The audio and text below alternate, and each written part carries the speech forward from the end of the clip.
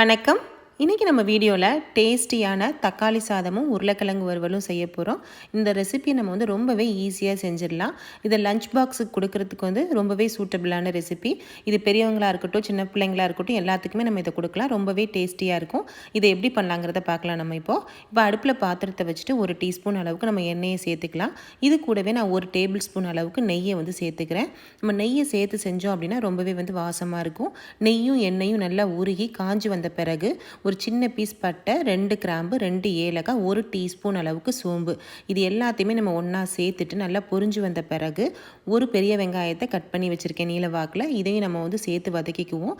வெங்காயத்தை வதக்கிறப்ப நம்ம கூடவே ஒரு டீஸ்பூன் அளவுக்கு நம்ம உப்பை சேர்த்து வதக்கணும். அப்படின்னா வெங்காயம் சீக்கிரமாக வதங்கி வந்துடும். அதுக்காக நம்ம இப்போ 1 டீஸ்பூன் அளவுக்கு உப்பையும் நம்ம சேர்த்து வதக்கிக்கலாம்.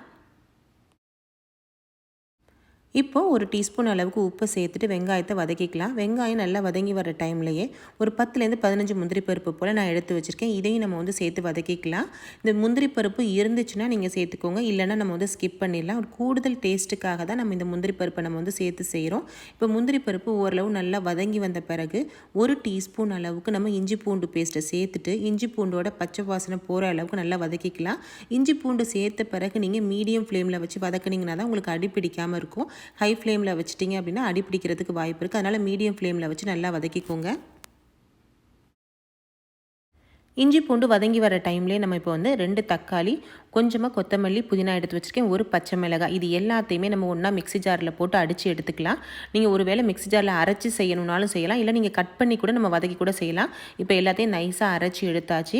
வெங்காயம், இஞ்சி பூண்டு பேஸ்ட்டு எல்லாம் வதங்கி வாசம் வந்த பிறகு நம்ம அரைச்சி வச்ச தக்காளி, கொத்தமல்லி, புதினா, பச்சை மிளகாய், இது எல்லாத்தையுமே நம்ம ஒன்றா சேர்த்துட்டு வதக்கிடலாம்.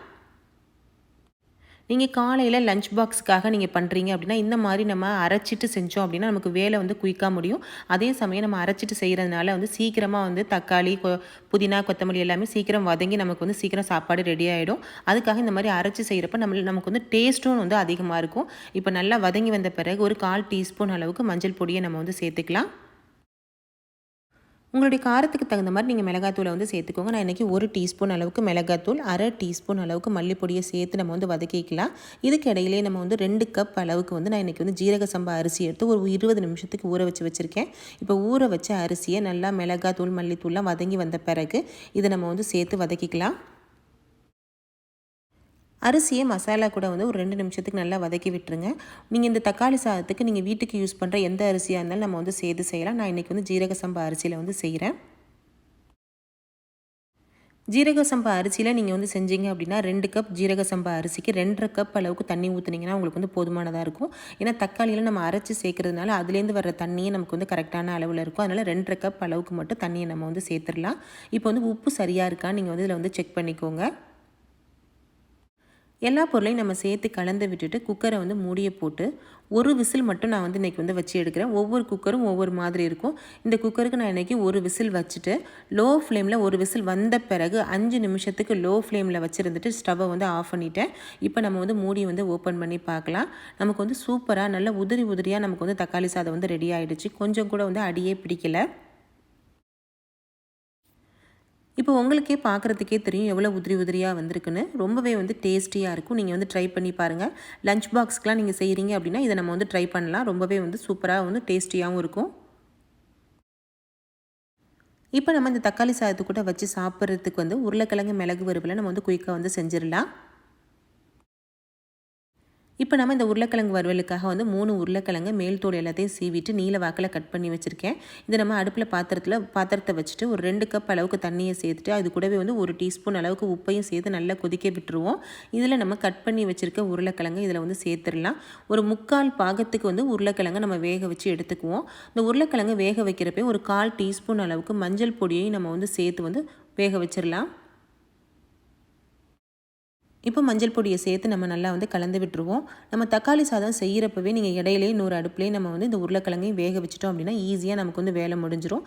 இப்போ நல்லாவே உருளைக்கிழங்கு ஒரு 3/4 பாகத்துக்கு வெந்து வந்துருச்சு.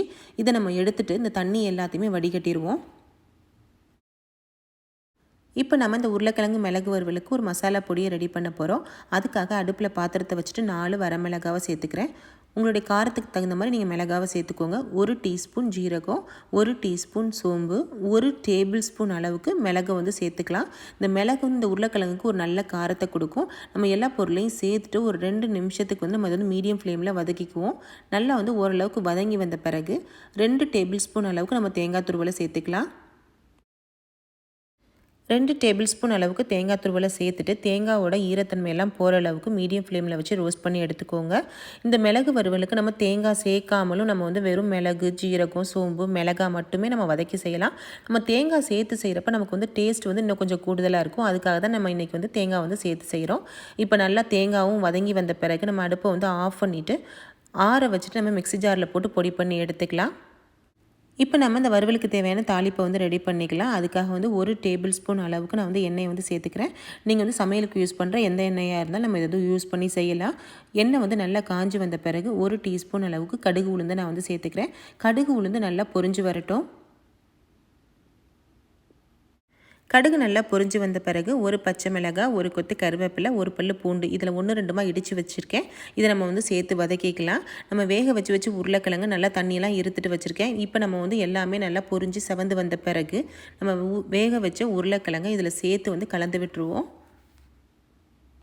உருளைக்கிழங்கு நம்ம ஏற்கனவே வேக வச்சு சேர்த்துருக்கனால அதிக நேரம் நீங்கள் வதக்கணும்னு அவசியம் இல்லை. ஒரு 2 நிமிஷத்துக்கு மட்டும் வந்து உருளைக்கிழங்கு வந்து நான் எண்ணெய் கூட வதக்கிட்டு நம்ம பொடி பண்ணி வச்சுருக்கிற மிளகு, ஜீரகம், சோம்பு, தேங்காய் இதெல்லாம் இருக்குது இல்லையா, இந்த பொடியை நம்ம இது கூட வந்து சேர்த்து வந்து கலந்து விட்டுறலாம்.